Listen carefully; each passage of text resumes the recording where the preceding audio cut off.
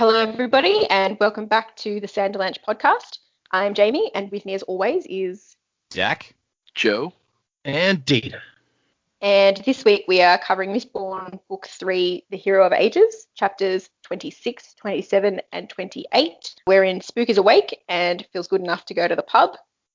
Vin sneaks into Fadric City and seeks out some informants. And Ellen and Vin have a chat after their respective days and make plans to gate crash a party. Hold on to something, everybody. The Sanderlanche is about to begin. As the towers of steel and stone crumble to dust, the foundations of our hope begin to rust. Choking fear, screaming sound, as a reaper comes to ground. You turn to face it down because you must. And when the world starts to burn, at the point of no return, keep a hold of your conviction, tear out the affliction, before the world turns black. Stand up and take it back. Okay, so before we get started this week, I want to let everybody know that we are going to be taking a break for a couple of weeks. Should be 2 weeks that we will not have a new episode. I am going to Disney World, and in the meantime, Dak is opening a show. He's a popular in-demand sort of dude we've established. So we're going to take a couple weeks off to do stuff, and then we will be back for the next episode, which will be 3 more chapters, 29, 30, and 31. Just want to let everybody know up front so that you knew what to expect. And also in case people don't listen to the end of the episode, they hear me start being like, so emails. And they're like, snooze off. Now you know. So, now okay, yes. Listen very closely. You can hear all the listeners going, no. Yeah. The reason you're going to Disney World is because you play for the Buccaneers and you guys won the Super Bowl, right? Yeah, exactly. I'm full end. Is that a position in football? Full end? Oh my God. What's happening? I'm the backup kicker, so you don't actually see me. They don't even let me on the field. I just have to wait in the locker room. Special teams, yeah. I have no idea what the hell you're talking about. Sorry, American football. He didn't even know what he was talking about. He said full end. Was he trying to say what position he played? Right, but there's a full back and a tight end. Not a full end. I was making a joke. Anyway. He can be whatever he wants to do. Yeah, exactly. Exactly. Okay, so you're full of crap, Fry. You make a persuasive argument, Fry.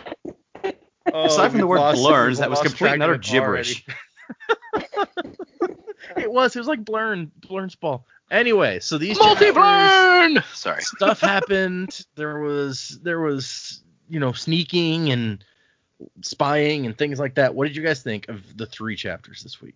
Yeah, I liked reading them. I actually quite enjoyed Spook's chapter. I thought that was where we left off with him last time. It was kind of good to catch up where he was at and get a peek into his mindset. That was exciting and kind of terrifying to think where he might go with that. Lots of thoughts running through my head. Then sneaking into Fadric City, I was kind of excited to have her talk to different informants, and then we got Hoyd's name and I was like, oh, he's back. And then we didn't talk to Hoyd. I was like, what is that? Why even bother? So yeah, but that was cool, her talking to the first informant. I can't remember his name, but then it was kind of nothing big happened, so I was sort of hoping for a bit more in there, but that's okay, there's plenty more book to go.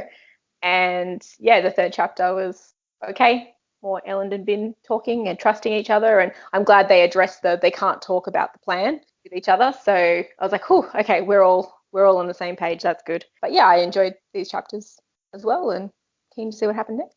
Yeah, we were just talking last week. I mean, Dax had his list of people who he wanted to see if they would show up, and we just mentioned Hoyd last week, I think, as a possibility. And then, hey, there's the name, and nope, you're not getting to see this guy pretending to be blind, or if maybe he didn't even have the same shtick anymore. We don't know.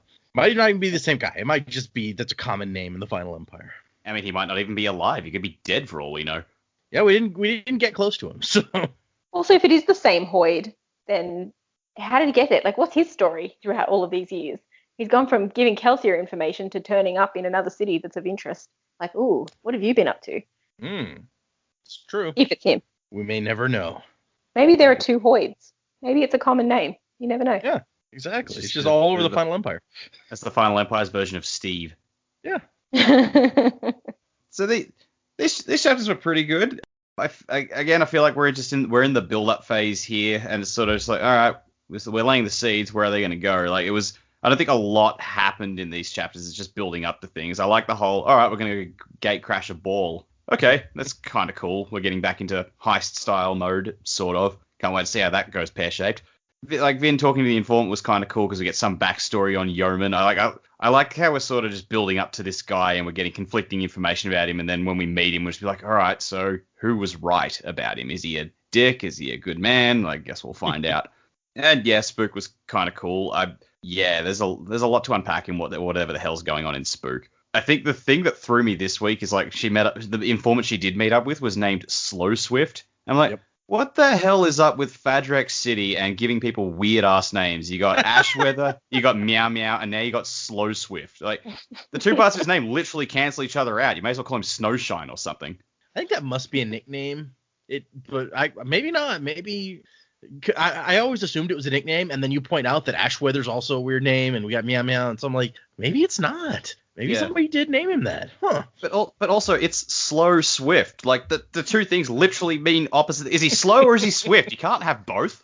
Well, maybe he's a bit slow, but then he moves really fast. Yeah, he might be like a really speedy dude that we just didn't get to see him move. He was sitting down. But then I thought it was kind of the way that he was being an informant, because at first he's like just only giving her information when she asks for it, and then he's kind of slow to give her the information, and then when he figures out her resolve, he spits out a ton of information at her all at one time. Yeah, I can see that. No. Or maybe it's just a dumb name, Dak. I don't know. Sorry, I got pizza in my mouth. Yeah, I don't know. Like, I'm not going to go full poet and just like, this has ruined the book. I can't get past this one dude's stupid name. I was gonna save this till we got there, but there is a section of annotations about Slow Swift's name. Okay. So the character himself is based on he says based on Grandpa Tolkien. So it's the character's like an homage to J.R.R. Tolkien. It's like he even has a picture. He's like, I was thinking of this picture of Tolkien when I created this character. And then it says the name itself comes from his love of wordplay and of names that are inherently self-contradictory. He says, I'm not a Tolkien scholar. I don't know the man's personality or how he would have reacted in the situation. I'm just a fan. And I thought that it would be fun to have this tiny side character in imitation of the master. That's fair. Now he makes the point. It's like, oh yeah, Tolkien made opposite names all the time. It's like, oh yeah, he really did. It's been a while since I've actually read Tolkien stuff, so. He said that, and I'm like, is that true? Was that a thing? And I had to like think about it for a while. So I think it's mainly throughout the Silmarillion. Oh, I've never read the Silmarillion. It's tough. It's like, it's an excellent book, but it's a tough to get through. It's a slog. If I want to know about the characters that are talked about there, I'll go find the wiki entry and just read that and be like, okay, now I know about like Sauron before he came to Middle Earth. It's all good. These chapters were good. Like, I agree with everybody else. It's kind of just some setup, but not bad setup. The Spook chapter, I mean, yeah, look, do I feel bad for Spook? Yeah. Do I care? Nah. I don't really feel bad for Spook. We're going to get into it, but obviously there's some not so great things going on, and he seems like he's going to be a victim going forward, which kind of sucks, but we'll get to that. And then the Vin stuff was good. I liked her creeping around Fadrex, thinking about her life and how different it is now and how it was then. And then we kind of come full circle. She talks to Ellen. It's like, let's go to the ball and crash the ball. And then it's so cute at the end when she's like, and Ellen's like, what? What's wrong? She's like, I didn't bring any dresses. It's fun. I'm sure she'll just. Cue Allrianne. Yeah. God. No, she's an Urzo. We don't have to worry about her. Yeah. No, she'll far away. She'll do that thing. It's like, I sense I'm needed, and all of a sudden she'll just pop out of thin air. Yeah. Vin needs a dress. You rang. Oh goodness, I don't even want to think about Allrianne just popping up and be like, I have dresses. We need to go shopping. Oh gosh. Yeah, I wonder how Vin's gonna resolve this problem. It's the biggest problem she's ever faced. How will she get a dress? I'm sure. You said she's the biggest problem she's ever faced. I'm like, Allrianne? I'm sure. needing a dress and needing to shop is not Allrianne's problem. That's Allrianne's, like, that's her bread and butter. She does that every day. I thought you meant Allrianne was the problem. Oh, no. Maybe. But no. Not yet, anyway. I'm sure Allrianne makes Set just carry dresses with him everywhere he goes in case she needs one. So I bet she can probably get one from Set. Dude can't even walk. Oh my god. Well, I meant like his men, not him specifically. Okay. Like, Dad, carry my dresses. Sure, just tie a trailer onto the back of my wheelchair. He has soldiers. He has lots of soldiers who work for him. I guess who work for Ellen now. I don't know. Whatever. It doesn't matter. Okay, I guess let's get into these 3 chapters. The first epigraph's actually kind of long. It's just about how the Lord Ruler, like, synthesized different cultures into his final empire. First thing, like, when Jamie opened the book, within like half a second of opening it, just went, oh, god damn it, Says, your epigraphs are so long. They are longer than what we're used to in the previous 2 books for the most part. But, you know. Yeah, you're telling me. I've been writing them down verbatim in my notes. I gotta admit, I did think about that. I was like, Joe's just gonna end up writing a book. You should like move the book to like Kindle on your computer, and then you can just cut and paste them. I don't like writing notes on the computer. I'm weird about that. I have to have it in my own writing. I prefer my own writing too, except that I can't read my own writing, so then I have to copy notes regardless. Yeah, so it's very funny though, because you guys are absolutely right.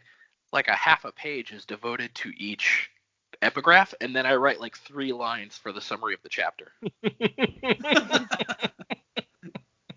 Oh my gosh. That's the best thing ever. I'm sorry. This is the one that you choose to write down. It's not the epigraphs where we're getting like 1 sentence at a time. And the second one I think might have been long a few times, but this one is long a lot. She's well, I mean, I made the decision before we started reading. I didn't know how long they were going to be. Okay, yeah. So the epigraph writer's just like, Alendi, Rashek was jealous of the Clenny people, of Alendi's people, even though he hated them. So he stole a bunch of ideas from them. He stole their fashion. He stole their architecture. Yes, some good old-fashioned cultural appropriation. I think the next epigraph is about the same thing, isn't it? It's like, here's some more stuff he stole. Yeah. So he's just stealing culture left and right. This guy. He murders a dude and then he steals his culture. It's a whole thing. And then we cut to Spook. And Spook has been running some tests. He's like, I apparently have pewter. I don't have anything else. I tried. This is not a thing that happens. You don't get 2 powers. This doesn't make any sense. Yes, I have thoughts on that, but we'll get to those in predicaments. Okay. And then he's thinking about Kelsier's spirit, and he's like Kelsier's ghost appeared to me. This is weird. And then he finds a piece of a sword embedded in his skin, and he starts to pull it out, and Kelsier's like, no, leave that. Yeah, I don't know about that. Red flag. Yep. How many times have we seen someone with a little bit of metal embedded in them and then they hear voices? Yeah. And especially if, like, I'm going to take this sword out of me. He's like, no. Wear it as a badge of honor. And like, no. It's going to get infected. It seems like it would, right? You never pull the blade out. You're just going to start bleeding. You go to the doctor and you get it removed. It seems like pewter helps you heal a lot. I wonder if it helps with like infection type. Yeah, maybe. Yeah. I mean, if it helps you not get drunk, could be. Yeah, anyway. So the voice pops in to be like, no, don't take it out. Wear it as a badge of blah, blah, blah. And he's like, wait, Kelsier? And there's no response. So the voice just pops in for a second and then pops out again. Just imagine, like, because I assume that now I'm pretty sure the voice is Ruin, like we were just hinting at. And so I'm just like, Ruin's just standing there watching him, just watching. It's like, all right, cool, I can control this. Oh, fuck, no, don't touch that. And then, like Jamie says, he heads off to the pub. And this is a heck of a place. I guess maybe it's part of the citizens' whole thing where you're not allowed to be comfortable because that's fancy people stuff.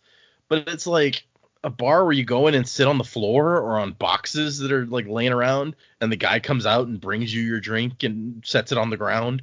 I would not want to go to that pub. No, not really. Except for the fact that they have extremely expensive wines that you can buy for a fraction.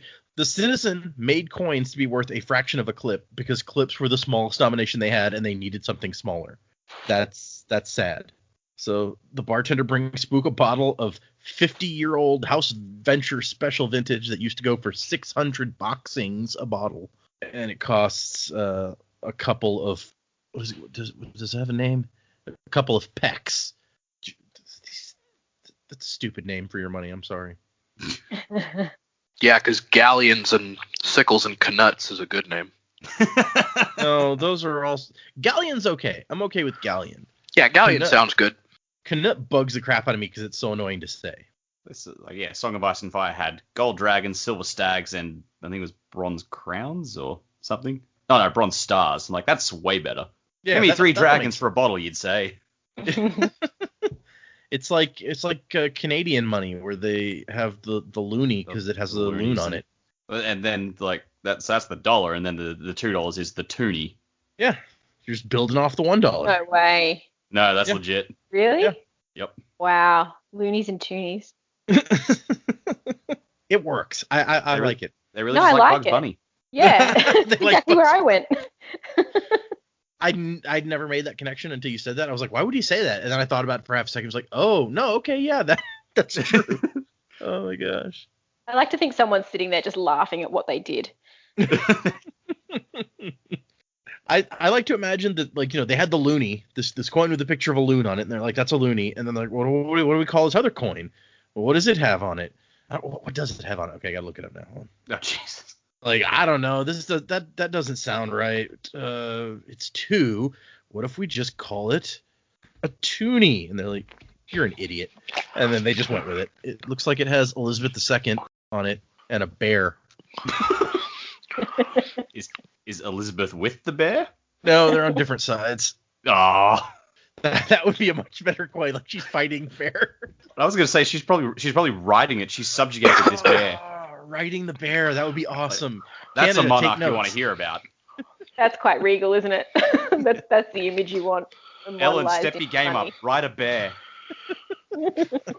It's like a bear on an ice floe or something. I don't know. So yeah, there's no good, like, you're gonna call them berries. That doesn't sound right. The queen's on all their money, right? I think.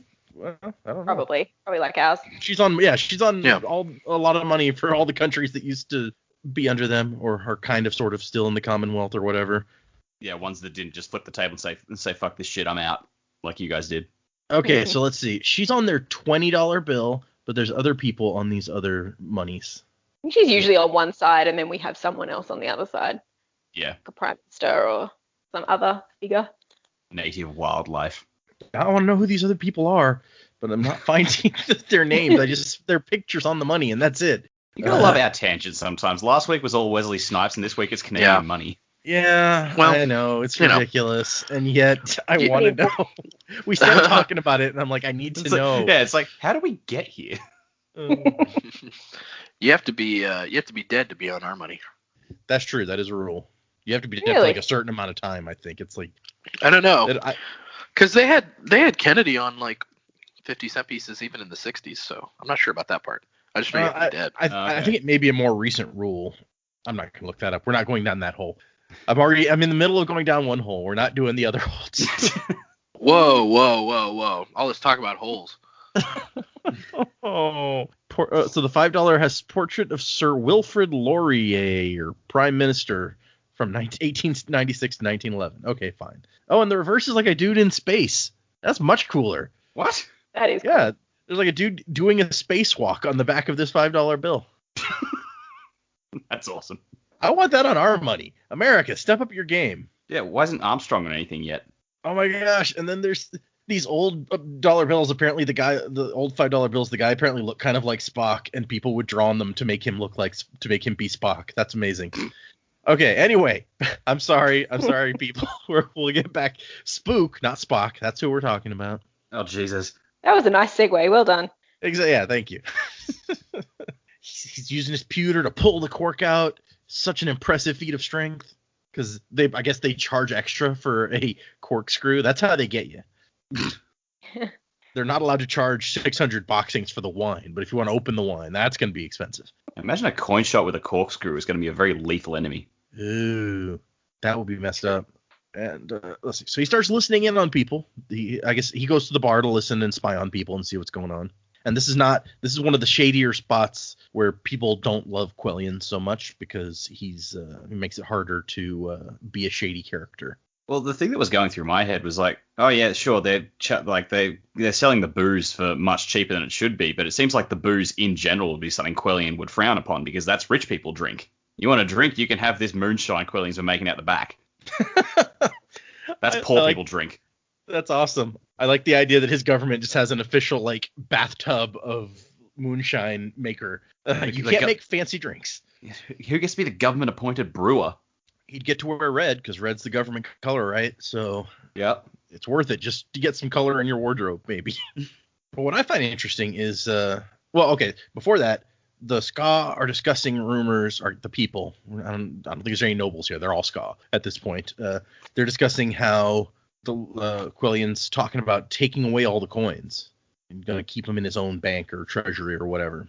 We're getting very communist now. It's like men shouldn't have to rely on coins. Everything should be together for everybody. That's why he's like, yeah. Your bread. Yeah. So he's like, the Lord Ruler never let Ska have coins either, huh? And their story is that the Survivor killed the Lord Ruler, which, I mean, this is a long way from Luthadel, or a ways from Luthadel at least. So I guess maybe the story gets garbled in transition, but that's a pretty big difference from the Survivor killed him to the Survivor was killed by him. Like, that's a different thing. Well, the way I picture it in my head is like, oh, they've got the story. He came back from the dead specifically to kill the Lord Ruler. And I'm just like, that's kind of badass. That is badass. You are correct. I like your version. It's like, then my job is done. Then I can be at peace. So did he just like fade away after that? Yeah. He ascended back into heaven or whatever their theory is. It's been a long time since I read the first book. Isn't that what happened? I don't know. That's what Joe I don't know, thinks man. happens. That epilogue went by so quick. Yeah, abrupt endings. What can you do? And they're going to Quellion's going to start sorting people out. Only people with 5 generations of pure Ska blood will be allowed to work in the government. Every time they say pure back however many generations, I'm just like, okay, we're getting very Slytherin here now. Yep. This is disconcerting. Yeah. And that's when Spook discovers that he's not getting drunk. He's like, man, this pewter's some good shit. Pewter's a hell of a drug, as someone would say. That's a Rick James quote. He starts thinking about clubs again. Man, I miss clubs. He spent so much money getting me. I wonder why. And then Spook is like, man, I just want to be able to help people. And Kelsier's voice pops in again and be like, you can be great like I was. And Spook realizes that no one else can hear this voice, which this would be the first time that he would have to figure that out. And then he's like, great like Kelsier? Oh, man. Yeah. Yeah, because Kelsier would definitely be like, Spook, you can be just like me. I was so great. Kelsier was a little bit full of himself, so maybe. He did have a few, bitch, I'm awesome moments. And then he kind of reveals himself because he drops the bottle and then uses pewter to grab it fast before it falls to the ground. And people turn to notice him, and somebody's like, that's him. And apparently people, he's like, I thought that nobody would notice me. He thought he hadn't been memorable enough for people to notice. Oh, but wait, I started a fight with all these guards in the middle of a giant gathering and then got thrown into like a building that they burned down. Maybe people did notice. I'm sorry, but come on. Yeah, Spook's so great. We should all like Spook.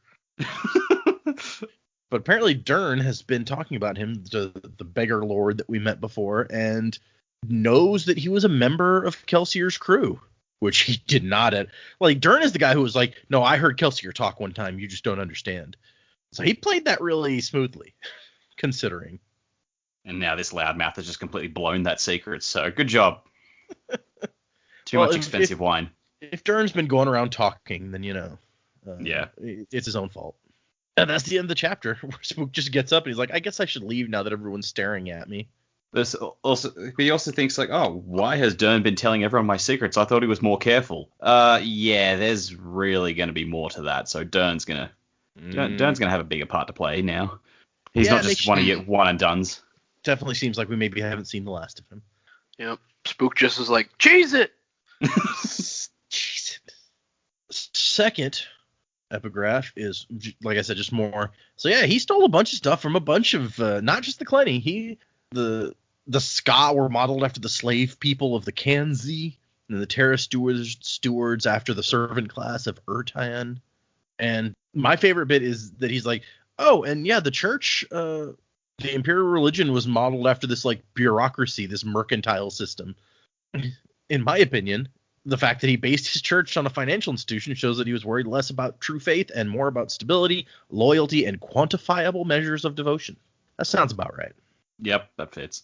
And then we get Finn flying through the night, and we're introduced to a new development in allomantic magics, is wrapping the coins in fabric to make them quieter. Yeah, smart. I just I picture her Level flying zero. through the night. It's just like, don't stop me now. Having such a good time. That would be amazing. I understand why, but I am sad she doesn't have the cloak on. Those cloaks are cool. Right? That's what I was thinking. Whenever I picture Vin, it's with the mist cloak on, because it's awesome. Yeah.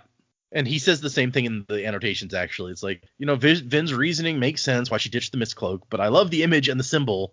But he also thinks that maybe there's some symbolism to her not wearing it, like finally becoming her own woman and shrugging off the mantle that Kelsier gave her, or something meaningful like that. He says, it's like, I don't know, something. Yeah. But I kind of like the idea that they never had to. So this is new for them, because in the Final Empire, they would be respected enough that people would just look the other way. It's like, oh yeah, there's a Mistborn floating around, whatever. They still want to be stealthy at some point, but they didn't have to be as stealthy as they do now.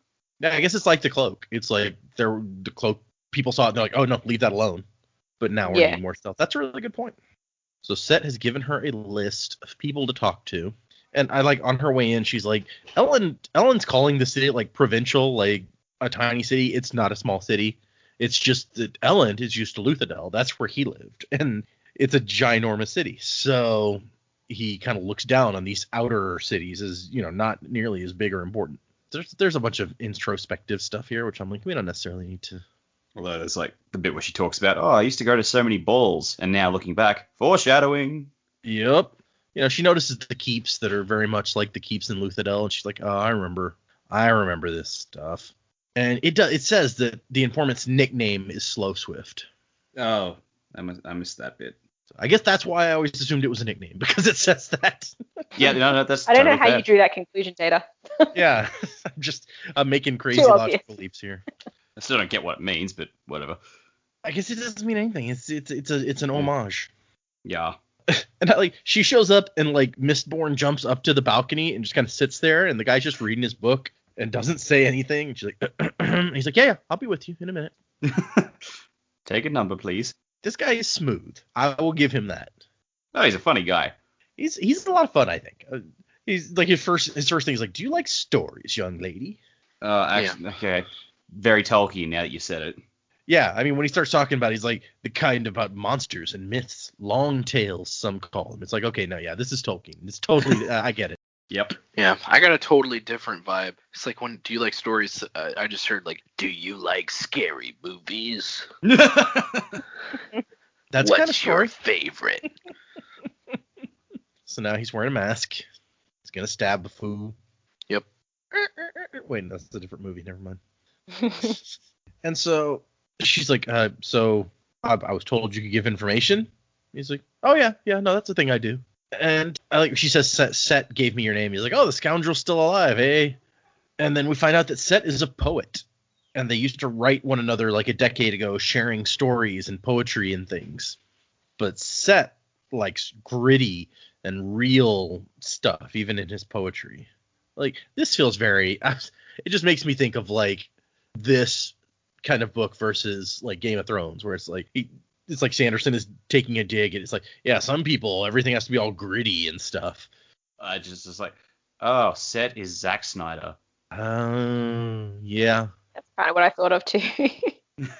Nope, that makes a lot of sense. Mm-hmm. We'll have the Snyder cut of this book eventually, where it's all about shit. Set and Set's adventures. Like how unfair Ellen is to Set and all this. It's great. But Vin says she's here to get information about Yeoman, the Obligator King. I like that title, the Obligator King. It just sounds cool. Rolls off the tongue. And Slow Swift's first thing is that he's a good man. And Vin's like, okay. He's like, he's a better king than Set ever was, which I believe, because Set clearly sucks. feel like that's kind of a low bar. I mean, you not like from what we know of Set, it's like probably not the bar you could like you struggle to limbo under, but still not high. I feel like we jumped right over the most important information we get in this chapter. Oh, really? Set's a master poet? What? I said that. I know, but I feel like we didn't talk about it enough. Like, I mean, really? Do you really want to think about the sort of poetry Set would write? I don't. Yeah, I guess it'd be like what would that be like, Dak? Let's wonder and think, and then possibly come up with what we think. Yeah, exactly. Like, I'm picturing there once was a man from Nantucket type of stuff, you know? Set is just a dirty limerick guy. Yeah. It has to be gritty, apparently. So I don't know what gritty poetry is exactly. Poetry about dirt. I was thinking an epic poem, like a Beowulf type thing, but okay. Well, that's like epic poetry. Do you think Set's one of those guys? I don't know. It doesn't really say. He's probably just like all his poetry is about blood and death and war and not being able to use your legs, so you gotta poop in weird places. Please tell me he's not the hero of ages and like the epigraphs are just his long poem. Yep, it's all his poetry. You got it. It's actually, we didn't notice, but it's in iambic pentameter. Set can't even spell iambic pentameter. You don't need to write in it. It's fine. No. Unless you want to rhyme iambic pentameter in your poem, that might be tough. And Set that's what his masterwork. A poem of plot holes and spelling errors. That has to go in the Set poem now. I like this idea that it's not gritty. Set is just a really meta poet, and he writes poetry about poetry. Oh. But the way Joe describes it, he's like a goth kid in high school who's like writing all these poems about death and darkness. Yeah, and taking poops in weird places. Don't forget that. I was gonna not go back to that, but okay, yeah. Well, today the ash covered my latrine. Yeah. It was unpleasant. It didn't matter because I couldn't use my legs to get to the latrine. Oh gosh. But we find out colostomy bag. No. My son Meow Meow has to change it for me. I'm a burden on him. I wish I was dead, and so does he. So, yeah, okay. We find out that Yeoman's approach to rule is more or less what Strath Venture had in mind, where it's like, we're going back to the old days of the Lord Ruler. This is how he did stuff. That's how we're going to do stuff. And we know that there were people, even Scott, who wanted to go back to this system in the previous book. It's being free and running all the stuff. It's a burden and scary in a lot of ways when it's completely different from what you've known. So apparently people in Fadrex are kind of happy. Well, it's stable. Yeah. They know their place, and wherever that is, they're content. It's sad, but I buy it. It makes a lot of sense.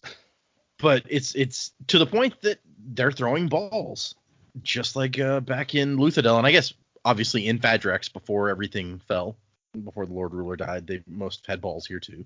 But anyway, and Yeoman attends all of the balls in person, unlike the Lord Ruler, so that everyone can see him and see that everything's working smoothly. And Vin's like, okay, yeah, whatever. What are Yeoman's weaknesses? How can we get to him? And the guy's like, why would I tell you that? I just said that I like the guy. And she's like, well, because you're an informant. You sell information. That's what you do. It's right there in the name. And he's like, He's like, you don't know me. Yeah, kinda. But she's like, you're not very helpful. And he's like, why should I care? He has a point. Well, yeah. But that gives Vin the opportunity to come back with her whole speech. Like it's almost like the conversation's over. She says that he seems to think the conversation's over, and maybe she starts turning to leave, and she's like, you know what? I'll tell you why you should care, old man. Basically, because the world is ending. Okay. Yeah. More dark poetry. It's like the world's ending, and I still can't walk. I should have written a poem to convince him. That's what we needed, really. Yeah. I mean, at this point, we're not going to take it kicks in. She's like, listen here, old man. I know more about the world than you'll ever know. Teacher, leave those kids alone. I'm digging the soundtrack for Mistborn the music. We did talk last time about how there had to be singing at some point, so maybe the speech is given in song. Yeah, we got to pitch this to Brandon. He's going to love it. He's like, how am I going to get the rights to all these songs? And they're like, hey, we're just the idea men, and woman. Like, we don't know about clearing rights, bro. That's on you. Yeah. We know nothing about copyright law. But his response is like, apparently they've heard the rumors all the way out here. And Fadrax, when you look at the map, is a lot farther away from Luthadel than Urto is. So I think the rumors must have reached Urto also, or the stories about Vin. They just apparently have chosen not to believe them. But he's like, yeah, you're supposed to stop the ash and turn the sun yellow again. Heir of the survivor, hero of ages. Who's going around calling her hero of ages, like, in these stories? Like, who knew that term? And then after the disaster of the Well of Ascension, it's like, oh yeah, she's the hero of ages. It's great. Well, I guess how public is the knowledge of the disaster at the well? Well, but I think the people who know Hero of Ages, because that only comes from, like, the book that they found and the rubbing that Sazed took. And so the people who know about what happened at the well would also be those same people who know about the other thing. I guess. At least I think. Maybe I'm crazy. Does the Hero of Ages factor into the survivor religion at all? I know that she's Lady Heir, but do they start calling her the Hero of Ages? Because the religion, despite it going through Chinese whispers to get through to the other parts of the empire, maybe that's how it's spreading. Yeah. That's a really good point. Daemu might be in the know about this stuff, and he might have started preaching. Oh, that's a good thought. Yeah, or maybe Swift Swallow, or whatever his name is. Maybe he just knows extra stuff because he's actually, like, super informed. He's like a super secret informant who knows all kinds of stuff. Well, he's a poet. He might have found some old poetry about the Hero of Ages. Could be. Well, whatever Slow Swallow's doing, it's good. I like Joe's approach to these names. It's like my D&D character who in our story, who I've got a running joke with him that he doesn't bother to remember anybody's name, and Joe's just the same thing on the podcast except he's himself. So yeah, I don't care about names. That's me. I mean, I know his name is Slow Swift or whatever. I just think it's funnier to call him Swift Swallow. It's sexual. Just ask Jefferson. Yeah. Yep. Good guy, Jefferson Twilight, or whatever his name is. Jefferson Twilight? It's a character from the Venture Brothers. It's okay. Oh, yeah. I thought you screwed up the band Jefferson Starship. No. I suspect the character from the Venture Brothers might be based on that in some way, but okay. Could be. Does he build a city on rock and roll? No, he's a Blackula hunter. He hunts vampires, but only black vampires. Oh wait, no, I definitely did get to that part in Venture Brothers. That's like second season, I think. Yeah. Anyway, we don't need to delve into that. Hey, you guys, we're gonna a strong referral on Venture Brothers. That's all I'm saying. No, Like, great if you show. haven't watched it and you think the stupid things that we say are funny, go watch Venture Brothers. Way better. It's much more stupid and funny. Yes. The Mighty Monarch. Apparently, Vin's speech was effective, and Yeoman's like, yeah, okay. Or not Yeoman, sorry, Slow Swift. He's like, yeah, okay. Sit down. Yeoman's a mediocre leader, which usually would be fine, especially since he's better than the one we had before that. That sucks. But the world is ending, and I've heard that your husband is a man of vision and action. If we're going to survive, we will need to be part of that. And we find out that Yeoman has an unfailing belief in the Lord Ruler. And Finn's like, but he's dead. And Slow says, yeah, and your survivor, he's pretty dead too, right? Last I checked, he was somewhat dead. So, isn't he dead? Oh, only slightly. There's levels. I mean, it depends who you ask. Yeah, true. You convinced he's around. You'll soon be dead in a moment. I'm not dead. Stone dead in a moment. It's a stone dead. Not you'll soon be dead in a moment. That doesn't make any sense. Yeah, I mean, Jamie's right. Spook definitely seems to think that Kelsier is still hanging around somewhere. So maybe he is. I mean, we still have theories that he's like the Mist Ghost or he's something else, right? So he could be out there. I mean, his body's definitely gone. It got digested. Yeah. Only the bones are left, and we still don't know where those ended up. So, Yeoman, the weaknesses that Slow Swift tells Vin, she keeps being like, this is not a weakness. He's like, his other weakness is his wealth. And Vin's like, okay, you're just messing with me now, right? Like, being rich is a weakness. Since when? But apparently he has mysterious amounts of money, and from where no one knows. Ooh. And Finn thinks, oh, he has the adium. And Slow Swift's like, dude, you reacted way too strongly to that. You need to learn to like control yourself when talking to an informant. Just, I love this guy. He's fun. He's pretty funny.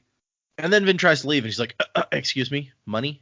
She's like, oh yeah, right, money. Informants, right? They always want to be paid. Jeez. Karma.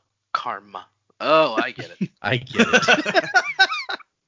And so she decides she's going to pick somebody from the other end of the spectrum. She went to this rich guy's house. She's going to now go and see a beggar, one named Hoyd, that Set says can be found on a particular square late at night.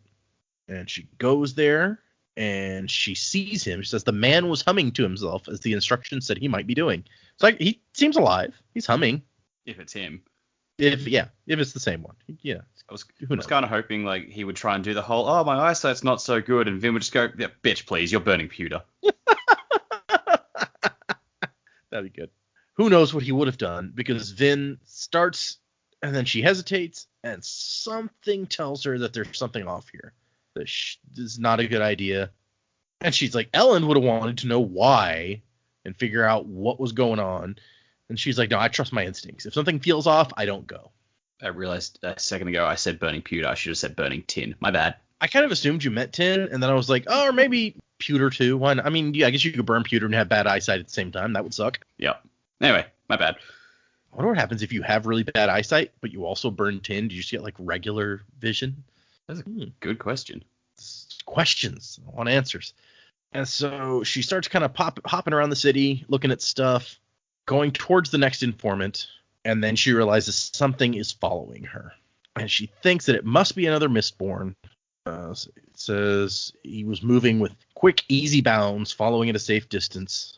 Must be a Mistborn because she's not feeling him burn anything, but he seems to be burning copper and steel. That's the only explanation she comes up with for what's going on. So she's like, oh, it must be another Mistborn if he's burning at least two metals, right? So... And then she realizes that it is the Mist Spirit, who she has not seen since it stabbed Elend. And she says the Mist Spirit is not Ruin, which makes sense because the Mist Spirit was around before that and tried to stop them from letting Ruin out. So probably not Ruin, right? And she's like, I guess I don't even know for sure that was the Spirit, but it just seems like it probably was. And she goes back to camp because she's kind of freaked out now. Which, yeah, we still don't know exactly what the Mist Spirit's game is, so we know that it stabs people. Well, it has trouble communicating. Clearly. I'll play your game, you rogue. Being followed by ghosts. Oh, not again. And then we come to the last epigraph for today, which I kind of mentioned this earlier. I'd kind of forgotten there was an epigraph. Like in the previous book or something, I talked about it, but he gives some more detail here. So the Lord Ruler manipulated technology. It says that he suppressed some technological advancements that had already been made, like gunpowder already existed, but Rashek did not like the way that it was much easier to learn and could make a common man nearly as effective as an archer with years of training. So he preferred the archers. It's harder to create an army to fight him if you need years of training, which is one of the problems that we had in the first book, was it's hard to gather and train an army.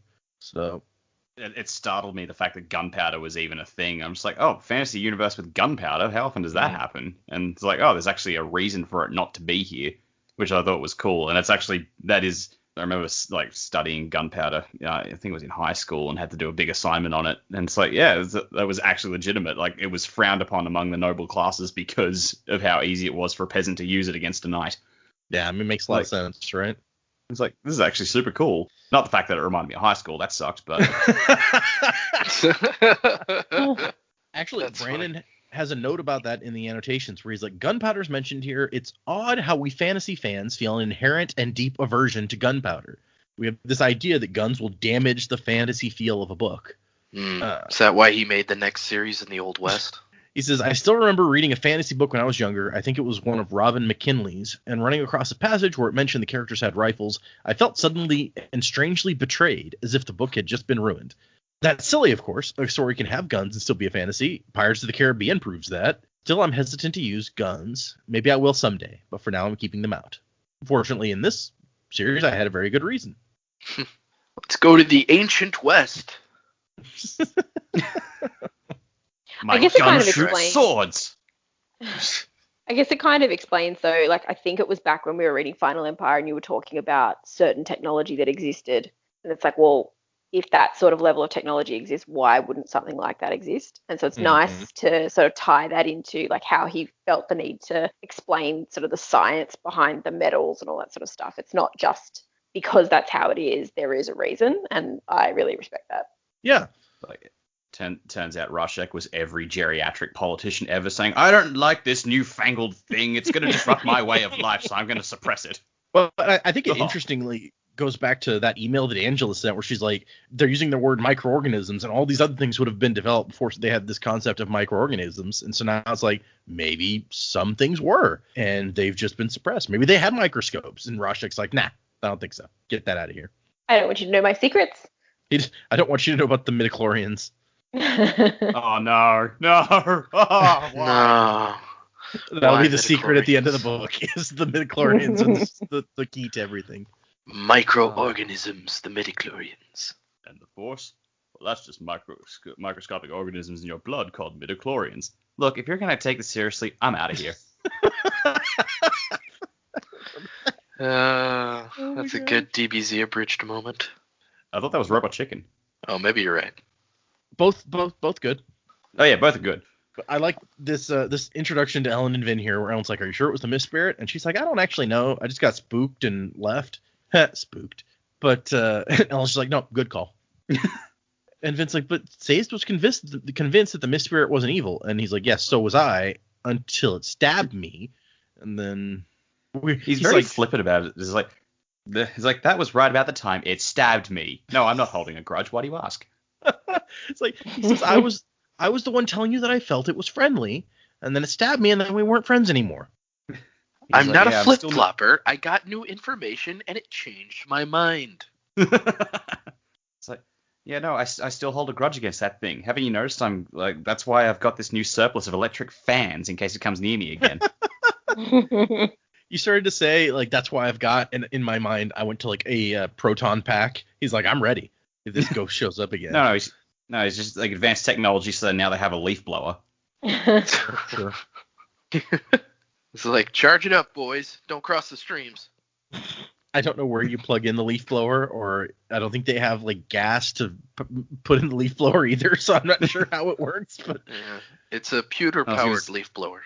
Makes sense. No, it So doesn't. maybe we can solar power it. Nope, to the red sun. Yeah, no, that wouldn't work. We don't have enough light to grow plants. You think we can power a solar-powered leaf blower? Man, this one really sucks. And they get into a talk about the Mist Spirit and what's going on in the world and the mist itself. And Elle's like, you still feel like the mist hates you? And she's like, or the Mist Spirit. And he's like, look, I don't know. I just feel hatred, okay? And he says, are you sure the spirit is not what makes people sick? And she's like, yeah, I'm sure. She's really sure. And Elton's not at all sure why, but Yeah. okay. I feel like I can't trust Vin's really sure anymore because it hasn't paid off for us in the past. So It has let us down at a couple of important moments. It was like her being sure of things, like, it worked for a while until it really didn't. But she still trusts it. That's why she didn't go and see Hoyd. She's like, no, I got a bad feeling about this. I mean, her instincts are okay. Like, she can sense when something's up, or I don't really know how I feel about this, but yeah, I mean, that last one was really quite an intense muck up of things. So it's like, yeah, trust your instincts on things like that, but maybe other things, just have a bit more information before you decide to release ruin on the world. Yeah. It's like, yeah, I was doing quite well, and then I unleashed Satan. So, 6 of one, half dozen the other. yeah, Can't win them all. yeah. Vin's the worst, huh? I love Vin. It's just one of my favorite characters ever. What's the Chris Pratt thing from Parks and Rec? I just want to say from the bottom of my heart, my bad. Is it Voldemort Putin? Love to take that bastard down. We have an introspective moment here where they're talking about Vin bringing back the yellow sun and blue sky, blah, blah, blah. And Ellen's like, I can't really imagine my wife doing, like, anything about the color of the sun or the falling ash. And he's like, Damu's right. I'm not a very good member of the Church of the Survivor, am I? That's what happens when you're married to a holy figure. It's just awkward. Mm. I don't recommend it. In case anyone was Isn't that wondering. pretty much what the Okay, because you've been through that. I don't like to talk about it, but your wife is Pope. Yeah. She is not the Pope. She is Pope. Space Pope. The Space Pope. So she's a lizard. Is that what you're Crocodilus saying? Pontifex. Yeah. And so Ellen's like, you know what? Let's do it then. Let's save the world. Stop the ash. As opposed to what they were already doing. Well, yeah. I mean, they had a discussion early in the book, and she mentions it, where it's like, okay, Ellen's going to work on the Empire thing. Vin's going to work on the saving the world from ash and stuff thing. But now Ellen's like, no, we're going to work together. And this is where I think Jamie mentioned, it's like they get out in the open. It's like we can't actually talk about stuff. And so again, you're just going to have to trust me. Yeah. Yeah. Mm-hmm. That's what it comes down to. She's like, I just need you to trust me. Ellen, now it's just blind trust. Yeah, exactly. Ellen's like, Vin, you can talk to me about anything. And she's like, no, I literally can't tell you what I'm thinking. And it's kind of sweet where she's like, I have trouble trusting myself, so I have to rely on you and your trust in me. Which is kind of cute. And then he's like, during those days when you refused to marry me, I constantly thought about how strange you were. And she's like, okay, well, that's romantic. But at least in my favorite exchange of the entire chapter, where he's like, okay, but look, you have to admit that you're weird, okay? Plus, in the short 3 years we've been together, you've killed my god, my father, my brother, and my fiance. We talked about that before. We left the fiance out, though, when we talked about it last time. We completely forgot about Shan. and his half brothers that she didn't even know about. Yeah, I don't think and no one's alive who knew that those guys were his brothers. So that's never coming out. Last person who did, she literally cut in half. So yeah, exactly. Yeah. He says that's kind of like a homicidal hat trick. Homicidal hat trick, new band name. I call it. Yeah, there you go. And yeah. There's a note in the annotations where he goes, my editor tried very hard to get me to cut the homicidal hat trick line. Not because it wasn't clever, but because he felt it was anachronistic, as the phrase is a commonly used metaphor in modern sports. However, I was able to prove via Wikipedia, which, and then in parentheses, which is infallible, that the term was used as early as the 19th century and didn't always refer to sports, but to 3 wins in a row in even simple games of chance. So grudgingly, he let me keep it in. I'm gonna take one for everyone here and just say, editor, shut up and let the cool shit through. Sometimes if it sounds awesome, you just gotta let it stay. You know what I'm saying? We're talking about a world where they ingest metal to burn it to produce some kind of magical power. I don't think the word hat trick is our biggest issue with what's plausible. Yeah. Exactly. I mean, in fairness, we say this, but a few episodes ago we did have a good old laugh about the fact that Set said someone could suck it. So Yep, that's true. Yeah. They can suck on it, and we're like, wait a second. Wasn't with the suck. I mean, question to Brandon, what does Wikipedia say about that? Oh my gosh. Maybe that's also got a 19th or 18th century origin. Yeah, people have been sucking on things forever. What are you talking about? Since caveman it's times. actually a 16th century insult over a game of chess, telling someone to, like, after their king has been checkmated, they can then suck on it. I don't like that Joe turned it into spook talk, because now I feel like that's spook flirting. Yeah. He's like, hey girl. He's like, hey girl, wasn't with the suck. And then his eyebrows go up and down really fast. Yeah. She's just like, what? And he's like, nothing. When you said the eyebrows going up and down, all I saw was like the gif of Millhouse doing that. And now Spook is Millhouse. Spook is totally Millhouse. Yeah, you're right. That. Everything's coming up, Spook. Oh man, now I got a god that's taking over my, like, telling me to do all this stuff. That's not good. Millhouse even has the glasses, so you just gotta like wrap a cloth around them, and it's like, okay, you're Spook. Yeah. Yeah. Oh gosh. Yep. Going back to what you said earlier, if Millhouse burned tin, he'd probably just have regular eyesight. Yeah. Yeah. Anytime I think of Millhouse, the only gif I think of is the one where he's playing frisbee with himself. Yep. I like that also that Vin's reaction to him being like, you killed all these people, like all my family and stuff. It's kind of a strange foundation for a relationship. And she just rolls her eyes at him. And he's just like, I'm glad I don't have any other close relatives, except for you, of course. And she's like, well, I'm not going to drown myself, if that's what you're getting at.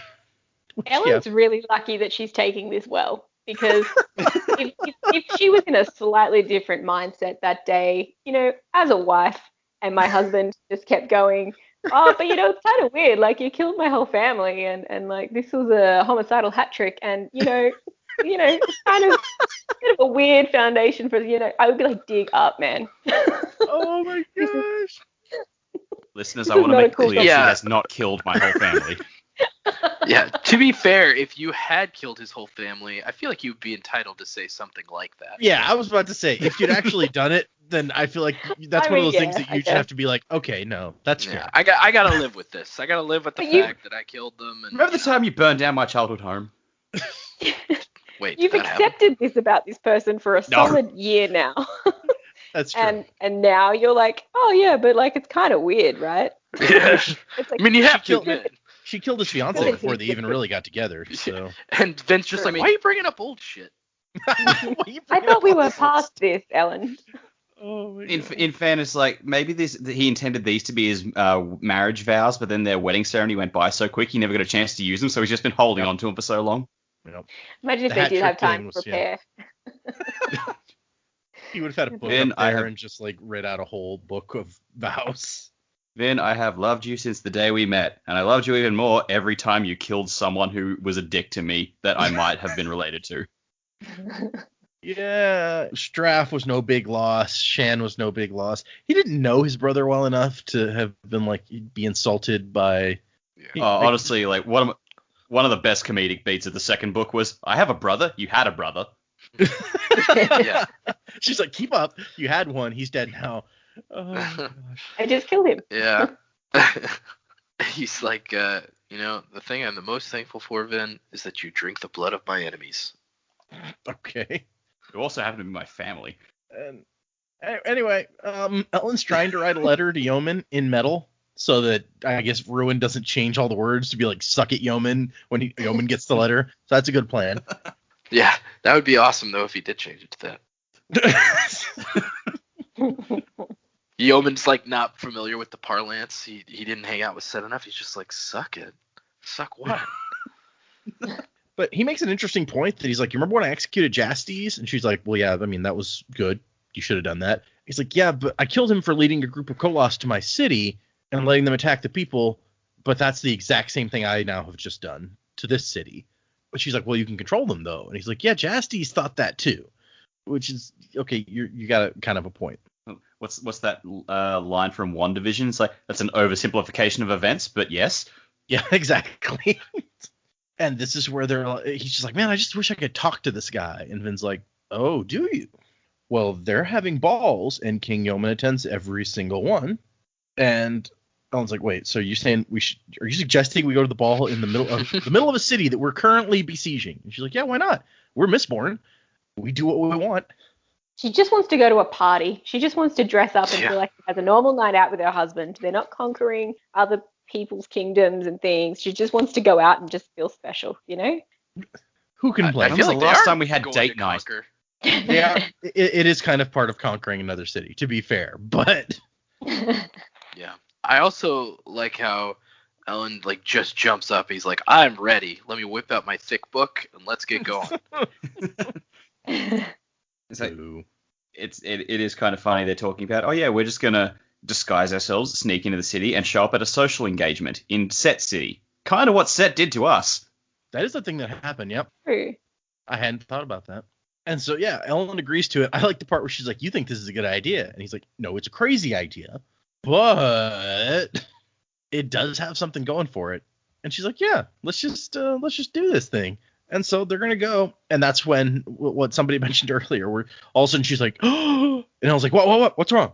Assassins? Misspirit? Kolos?" She's like, "I don't have a dress. I don't have a gown." Bwah, bwah, bwah. What a great place to end our 3 chapters this week. It's perfect. What a cliffhanger. I didn't bring a gown. Yeah, she's gonna wear the red one this sitcom time. moment. Yeah, for sure. Yeah, we already talked about how, the Venture Brothers sitcom and a couple other sitcoms that we were putting together. So yeah, no, it works.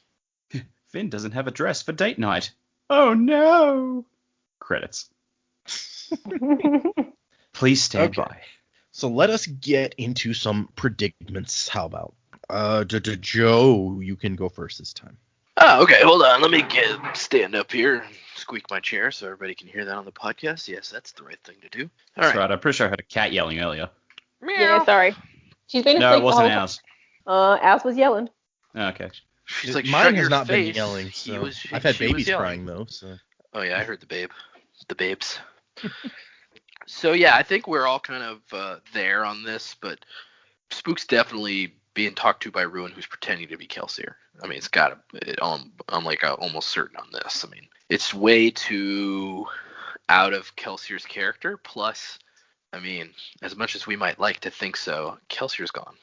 I don't think this is Kelsier or Kelsier's spirit coming back to help Spook. I think we must be right with this heme allergy stuff. Like, I don't know if it can be done by accident, or if if it is as simple as you got stabbed with this metal through your body, and that person was a misting of this type.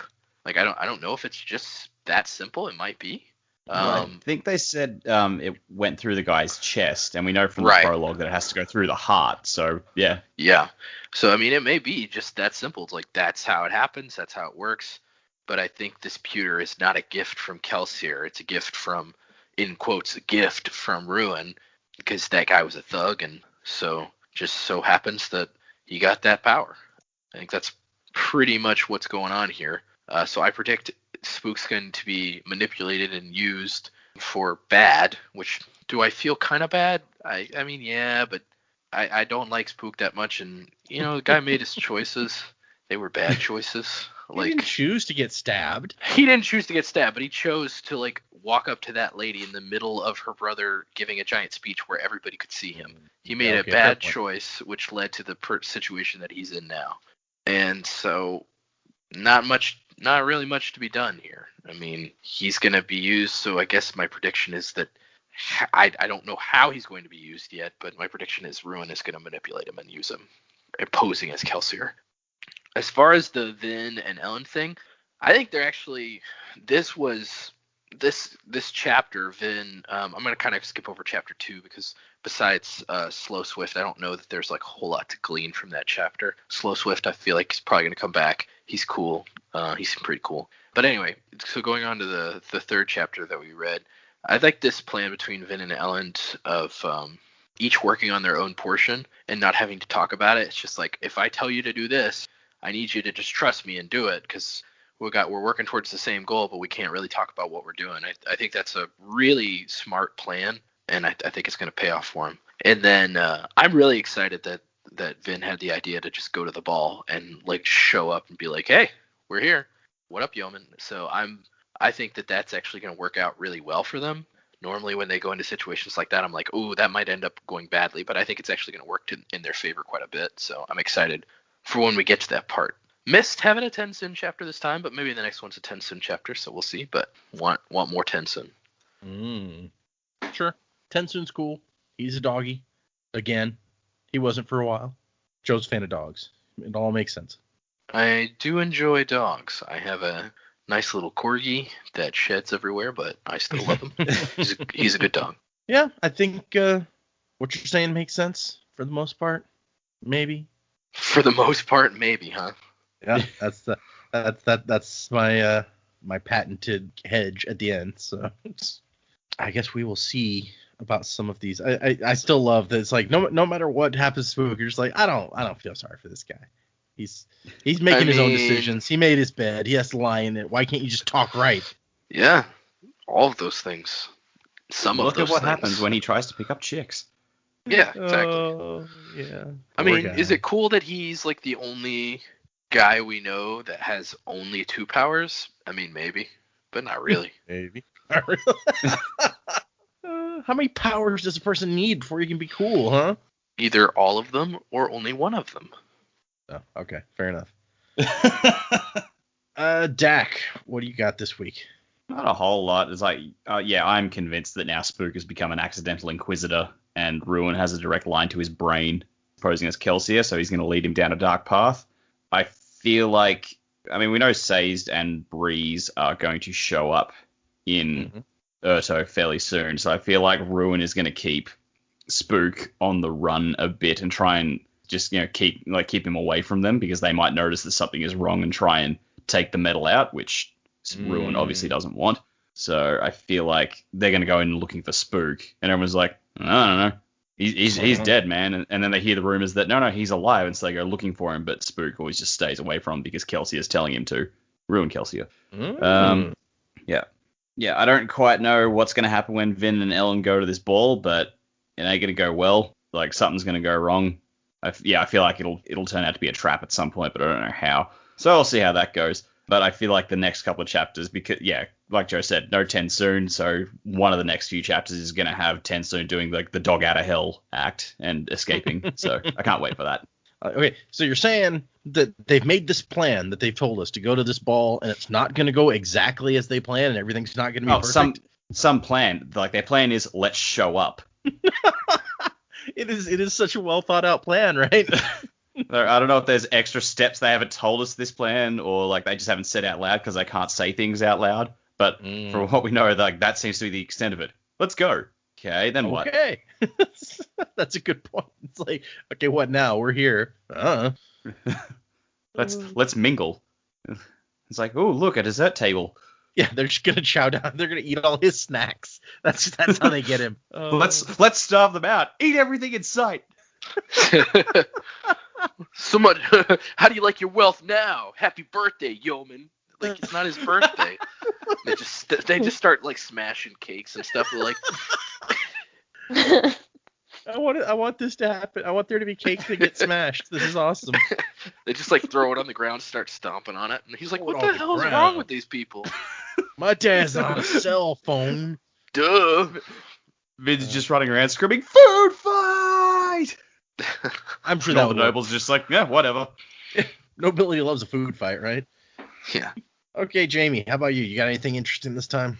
Not to imply that other people did not. Sorry. Yeah. Fucking burn. Oh man. No. Dak, I need some ointment. No, I think we're all sort of thinking along the same lines in relation to Spook and Ruin. I was sort of thinking more about how Zane got his powers, and was he potentially run through because he had that spike in him, and did a Mistborn die for him to get Mistborn powers? Because presumably if he had, all other spikes, then he'd have all the powers. You'd have to get them individually, but could you just get them from one Mistborn? Not sure.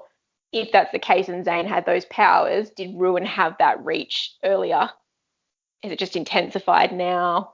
Spook, I'm concerned what he's going to do next.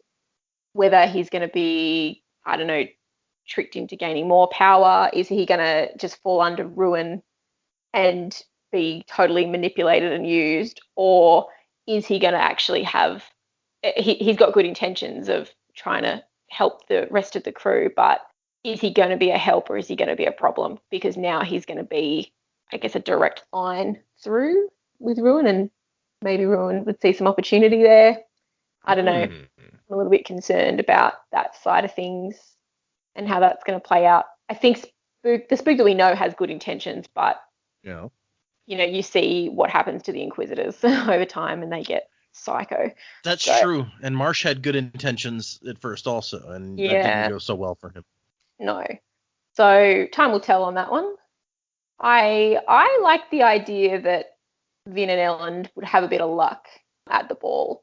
I think if they were willing to leave Yeoman in that seat of power and not disrupt what's going on there too much, if they could actually work together sort of cooperatively and not threaten his position and what's going on in the city, if the city's doing reasonably well, I think it will be okay. But we know Ellen's not really thinking along those lines. Like, they are a threat and they do have to, be acted against. So whether the wheels fall off early or whether they fall off later, I still like the idea that they have a bit of a win. You know, we've had so many conflicts of coming up with a leader and it's not going well. You know, it didn't go well with Seth, didn't go well with Straff. It's not going well with the Citizen. It might be nice to have someone else who's willing to jump on board. And the fact that we've got Slow Swift going, yeah, look, he's not a great leader, but, you know, things are okay here. He's better than Seth. The people might be okay, sort of as they are for the time being. And maybe it's more about gaining the cooperation than it is completely overthrowing their city at this time. So we'll see. We'll see what happens there. But I'd like to think it's going to go well. Yeah, I mean, that would be a change of pace, wouldn't it, to have a conflict with another leader where the other leader's actually reasonable and talks to you, and maybe he's just like, hey, you have a good point. Yeah, not to say that it wouldn't end in conflict at some point throughout the book, but it might be nice to have someone there at the moment, and especially if they're kind of struggling in terms of we don't have allomancers unless they've managed to find a whole bunch of them, you know, and we're not really in the strongest position we could be, then having an alliance would work for them as well. But it's also whether, because they've reinstated this nobility and Scar dynamic that we had previously, do they really want Elend in there as the Emperor? He's got the nobility behind him, but Vin doesn't. And now they're married and trying to take over the whole empire. And, you know, that could go down pretty poorly. But I guess it'll come down to, for everyone, what's the lesser of the evils immediately. So. Well, one conflict that I guess we should be able to see coming potentially at this point is that Slow Swift told Vin that this guy that Yeoman is a firm believer in the Lord Ruler. And Vin is the one who killed the Lord Ruler, so it seems like that might be a sticking point at some point. But yeah, true. You had a really interesting question that we've kind of touched on before about what would happen, you know, if you can use these spikes to steal powers. What happens if you like kill a Mistborn? Does one spike get all their powers? Do you get one power from a Mistborn? If you did get one power, how would you decide how would you determine which power you're getting? It's that's something we haven't really seen that we know of, at least. So it's kind of an interesting question. No, and we sort of know as well that Straff was so desperate to have a Mistborn or an Allomancer in the family. And we got that insight last week that Elend had his beating the children to get them to snap was completely normal. What if Straff just got super desperate and went, hey, Inquisitors do this? You know, maybe some of the nobility actually already know how that works. And decided, all right, well, I mean, I can, if I'm going to get a Mistborn out of it, I can kill another Mistborn. That's fine. How early does that happen in life? Who even knows? But yeah, we might have some answers with Zane. I don't know. Those answers could be gone in there. Maybe we never really find that out about what happened to him, but I think that would be interesting to know. Yeah, Zane said the spike had been there forever, basically. So whether that's true and how helpful that statement is, I don't know. But that's an interesting point. Although, I mean, he wouldn't have been born with it, so yeah, it's got in there somehow. I would hope he was not born with it. Yeah, that's messed up. Born with a spike. Yeah. But also the question is, how hard would it be to actually like get a Mistborn and hold them down and kill them like that with a piece of metal, for that matter? Like, no, you stay there while we shove this metal in you. So I don't know. Well, if they don't have any metals to burn, that's true. Or if you happen to know about what was the metal? Aluminum. Aluminium, yeah. They spiked their martini. Okay. Good predicaments. We have a few things to talk about. We got several emails, and we got one new review, which I'm going to hit on first. And this is actually not super new. It's actually, but it was from Great Britain, so it didn't show up on my regular Apple Podcasts thing, so I missed it. Oh, we have British listeners? Cool. We knew that we had at least somebody in Ireland that one time, so yeah. For all, so Great Britain. Depending where in Ireland, they're not part of Britain, so. Well, they're not part of the UK, depending on where they are in Ireland. Part of the UK, yes. Yeah, they'd be part of the British Isles. I don't. Yes. I'm sorry, people who live there. I always get that all mixed up. Yes, I think I just got Great Britain confused with the United Kingdom, which are separate things that cover a lot of the same ground. Lovely country, all the same, Ireland. I've never been there. I've been to London one time, but it was to change airports on our way to Venice.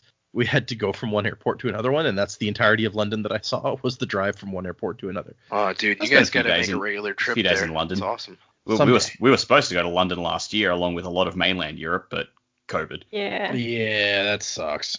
Someday. Belgium. We have the one review, as I said, from Great Britain, and the review is from Ivora, and Ivora says, came for miracle of sound, stayed for the quality. Nah, really.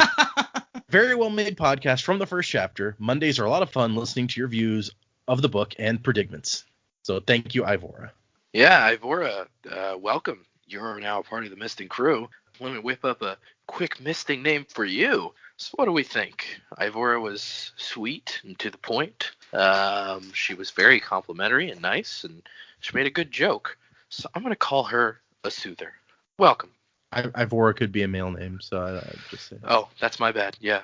If I misgendered you, that's my bad. So thank you for your 5-star review. We appreciate it. Anybody who wants to leave us an awesome review on an Apple podcast or any other place you happen to get your podcast that lets you leave reviews, Joe's handing out invites to the Misting crew for 5-star reviews. That's the deal. Okay, and then we have several emails. We have two emails from Joseph, and his emails came in January, but for some reason went into my spam folder. So I did not spot them until this week. Sorry, Joseph. He spent the whole time thinking we hate him, and we no. Joseph We hope you're says, still listening. yeah, seriously. I'm sorry. Yeah. Well, hey, look, we haven't heard his email yet, Dak. We may still hate him. Joseph says, hi guys, wanted to say I love the podcast. I only recently found it and I'm nearly done with the Final Empire ones. I drive for a job, so I go through lots of podcasts and audiobooks. Joseph asks, when are you going to do Secret History? And then, so that was January 27th. January 28th comes, and Joseph says, so my bad about the Secret History email the other day. It looks like the moment I had a similar thought to Jamie when she thought about the mist spirit being made of mist a sentence before it was said. Oh, because he's saying that this was similar to that when he had the same thought as her. 2 more episodes and my Secret History question was answered. So that's what I get for not waiting to be caught up. Oh, well. Thanks for making an awesome podcast. And I love how accurate some of the predicaments are. It's eerie at times. So thank you, Thanks, Joe. man. Joseph. Thank you. I'm not going to tell everyone yet, but I have made a decision on when we're if we read Secret History next or if we save it till after Era 2. And fun fact, one of the emails that got sent in of people saying either do or do not do it after this convinced me. It was very convincing, but it convinced me in the opposite way from the way the writer of the email was trying to convince me. So Burn writer of the email. We will maybe when we get halfway or 3/4 of the way, I will announce what is the very next thing we're doing, because if it's a new book, I gotta get it sent to Dak and Jamie anyway. But up till then, I'm gonna keep it a secret, if only so that if I decide to change my mind before then, I can do it and nobody will know. So anyway, But now all the people who have sent an email once the decision is made, like if they advocated for the other way that you wind up deciding, they're just like, shit, was I the one who screwed it up for everyone? I'll definitely say what was in the email that convinced me and why when I give the explanation. But so probably the person will be able to pick out their own. Assuming they're even still listening, they'll be like, these guys, whatever. Okay, next email. We have 2 more, by the way. It was a busy email week. Well, to be fair, some of those were from a month ago. So you all and Spook are all missing. Oh, I'm sorry. This is from Todd. No subject. You all and Spook are missing the real way Vin stole Ellen's heart. She killed his fiance, which is funny because we just talked about that. Yep. You got us. We're not quite there yet. Not going to read that part of it. As a side note, I'd never used Apple Podcasts, but tried downloading iTunes on my PC specifically so I could give you guys a review. Could not figure out how to, though. There's a way to get a direct link to your podcast review page, and if that was put on the website, it would probably help a lot. And then he says, as always, I love the show. So thanks, Todd. I feel like it might be a little weird to be like, hey, on our website, here's where you go and leave us a good review. That seems a little presumptuous to me, but I don't know. Well, you don't have to say good review. You could just say leave a review. That's true. So I'll consider that suggestion, Todd. I'm not 100% either way yet. Yeah. Not saying that I don't want people to enjoy the podcast, but I really want to listen to like a 1-star review sometime. Just to like hear somebody be like, these guys are shit. They don't know anything about Brandon Sanderson. I watched. That's kind of the point. I just watched a video today where some like book bloggers or vloggers were like, one of them was reading 1-star reviews of fantasy books, and the other one had to figure out what the fantasy book was from the 1-star review. And it made me go out and like start looking up 1-star reviews of some of my favorite books on Amazon just because I was curious. The first Dresden Files book gets a whole lot of hate for mostly for the way that women are talked about, which is an issue throughout the Dresden Files to some extent. So I kind of get that. But it has a lot of 1-star reviews, mostly for that reason. Mistborn, not as many 1-star reviews. So, there's that.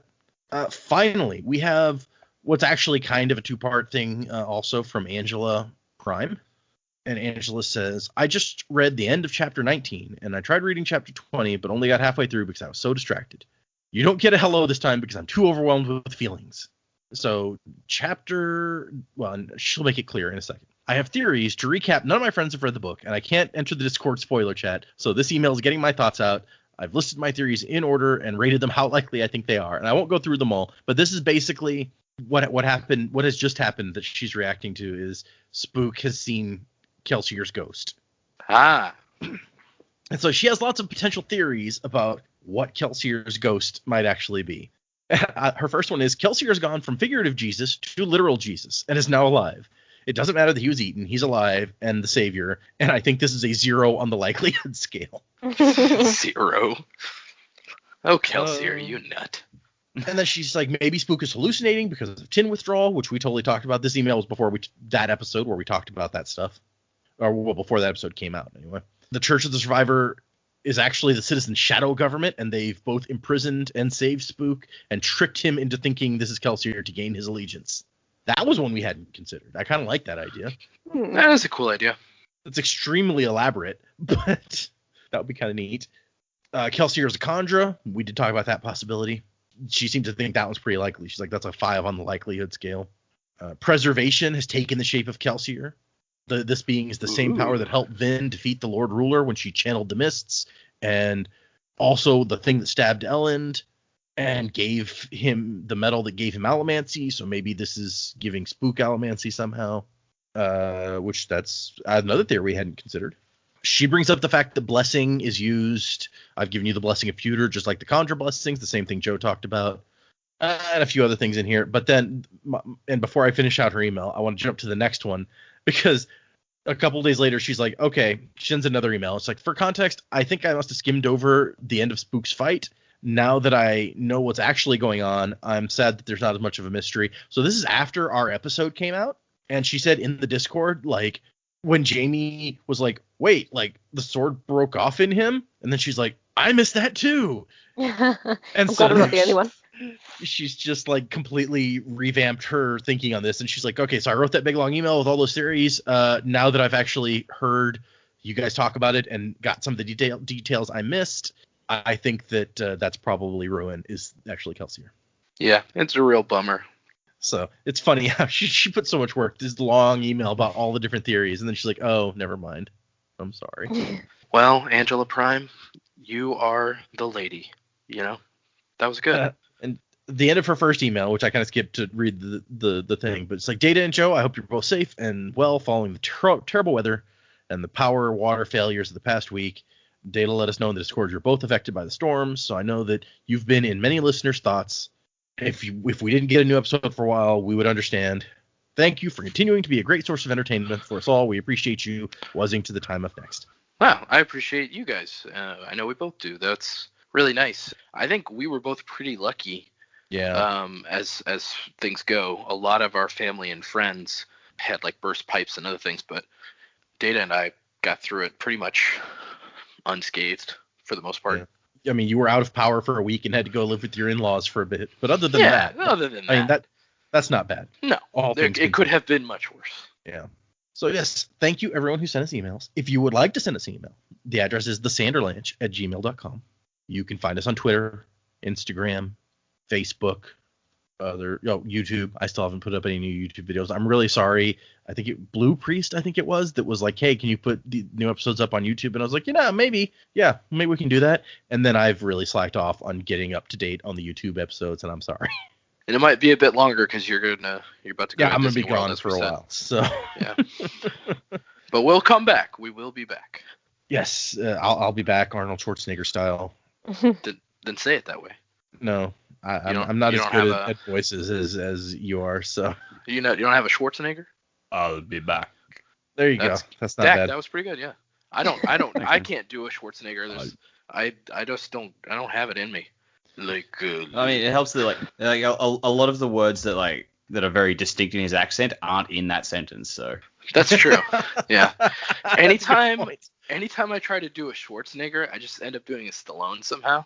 The real 'Cause secret I- is you just go for the one line. You're just like, it's not a tumor. Like, Yeah. that one's easy. Get to the get chopper. to the chopper. Yeah, I'm not Yeah. good at it. But I could do a me and Adrian. Adrian! Oh, yeah, that's good. It was pretty good. Yeah. You greedy and lazy.